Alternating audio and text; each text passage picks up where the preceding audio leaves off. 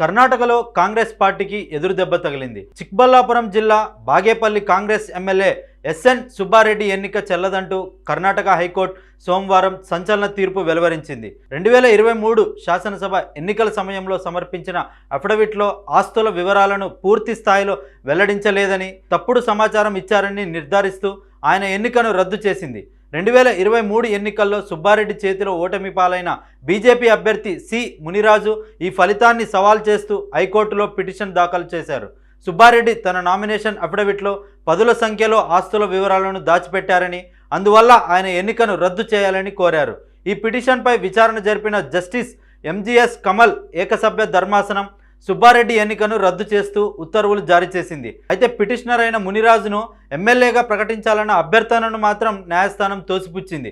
ఈ తీర్పును సుప్రీంకోర్టులో సవాలు చేసేందుకు వీలుగా స్టే విధించాలని సుబ్బారెడ్డి తరపు న్యాయవాదులు కోరారు. ఇందుకు అంగీకరించిన ధర్మాసనం తీర్పుపై మధ్యంతర స్టే ఇచ్చింది.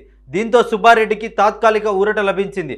తదుపరి ఆయన సుప్రీంకోర్టును ఆశ్రయించనున్నారు. సుప్రీంకోర్టు తీర్పుపైనే ఆయన ఎమ్మెల్యేగా కొనసాగడం ఆధారపడి ఉంటుంది.